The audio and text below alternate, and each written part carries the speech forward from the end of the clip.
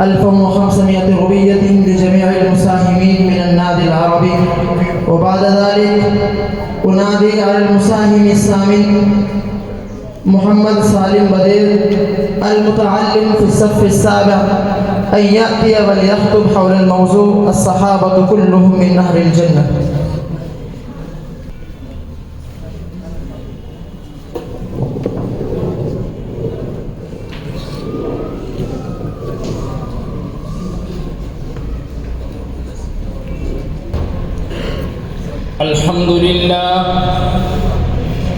الحمد لله رب الأرض والسماوات العلى، والصلاة والسلام على النبي المصطفى وعلى آله وصحبه الذين اهتدوا بالهدى.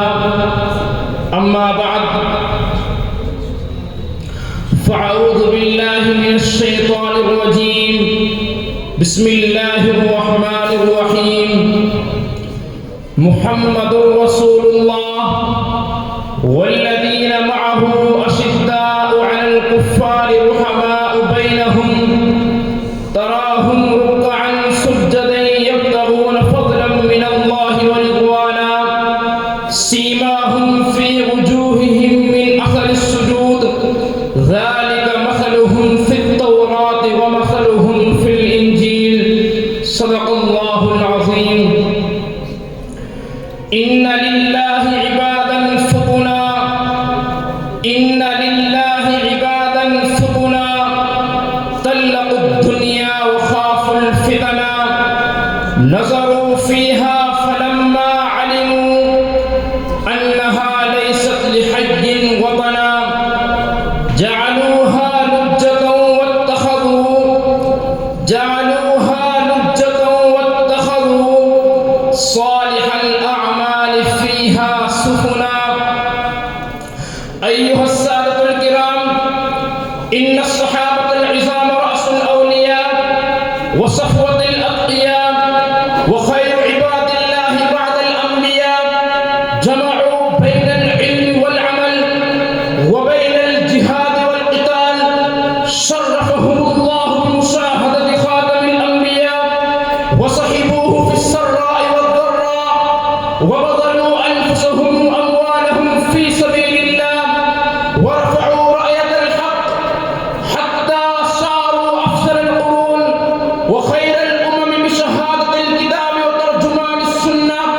هم الذين أقاموا أعمدة الإسلام، وهم الذين شعبوا قصور الإيمان، وهم الذين قطعوا هبائل الشرك، وهم الذين رفعوا لواء الأرض في أطراف المعمورة. فهم أدق الناس فهما وأبصرهم علما وأصدقهم إيمانا وأحسنهم خلقا، وكيف لا، وقد تربوا على يدي معلم الإنسانية صلى الله عليه وسلم ونهلوا من ماء معينة الصافي وشاهدوا التنزيل وطبقوه في واقع حياتهم. يقول عبد الله بن مسعود رضي الله عنه: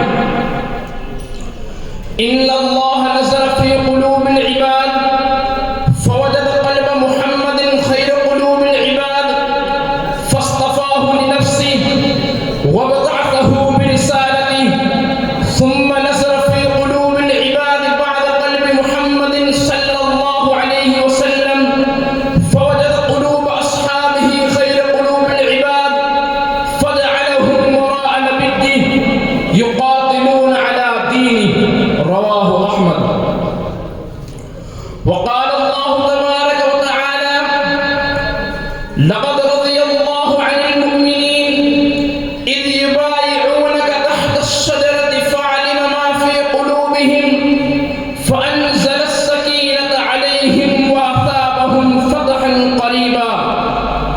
وقال رسول الله صلى الله عليه وسلم فيما رواه البخاري عن عمران بن حسين رضي الله تعالى: خير أمتي قرني ثم الذين يلونهم ثم الذين يلونهم.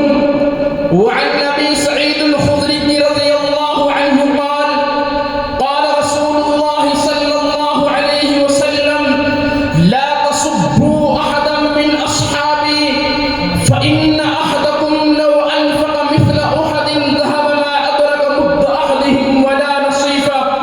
يقول سيدنا علي رضي الله عنه عن إخوانه الصحابة: أين القوم الذين دعوا إلى الإسلام فقبلوه وقرأوا القرآن فأحكموه، هججوا إلى القتال فولهوا لها اللقاح إلى أولادها، وأخذوا بأطراف الأرض زحفا زحفا وصفا صفا، بعض هلك وبعض نجا، لا يبشرن بالأحياء ولا يعزون بالموتى.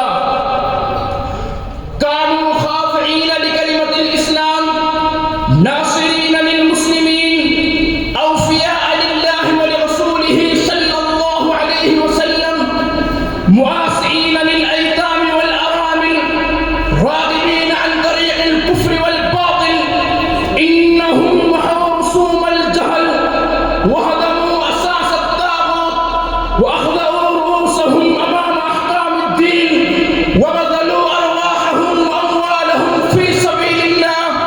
إذا كان فيما بينهم خلاف في شيء فلم يكن مصدره إلا الإخلاص، وإذا كانوا يتنازعون حول أمر فكان ذلك النزاع أفضل من سلاح ومسالمة. وما كانوا يتكلفون في الطعام والشراب، ولا كانوا يتوخون الزينة والهندام من وراء اللباس. لقد كان القائد والجيش في مستوى واحد، وكذلك الغني والفقير في حالة واحدة. لقد كان الخليفة حارس الأمة كما يحرس الرعاة قطعان الغنم، وما كانوا يميزون بين المسلم والذمي، ولا كانوا يعرفون الفرق بين الحر والعبد. كانوا يراعون الاقتصاد في مكان الاقتصاد، والسخاء في محل السخاء، ويتمسكوا المبدأ الاتزان في الحب والعداوة.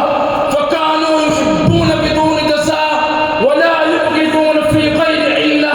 فمن خضع للحق خضعوا له، ومن أعرض عن الحق أعرضوا عنه. الرسول الأعظم. إخواني وزملائي، سعدوا بتربية الرسول وصحبته صلى الله عليه وسلم، فتحلت حياتهم بالصفات الربانية.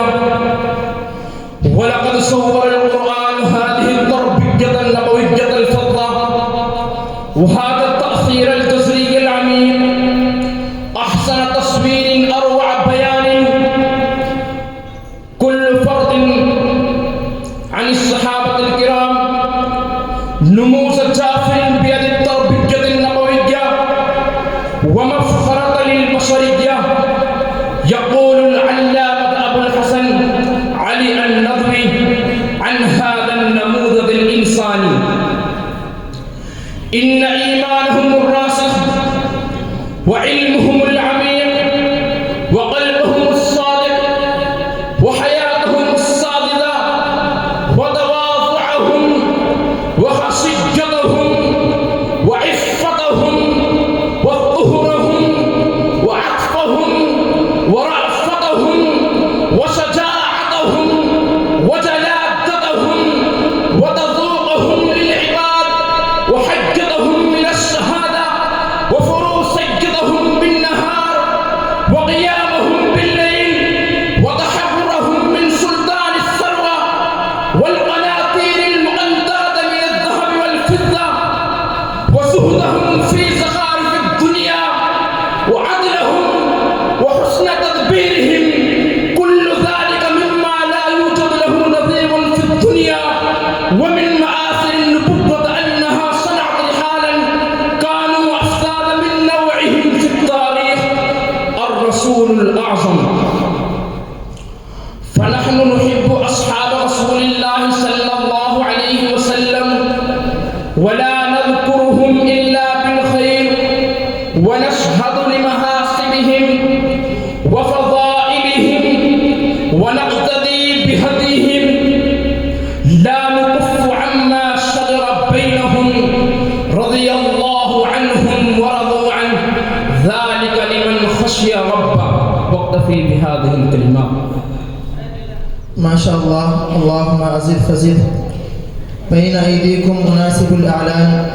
قد أعطى فضيلة الشيخ محمد رفيق جاسمبور أبو محمد 3000 روبية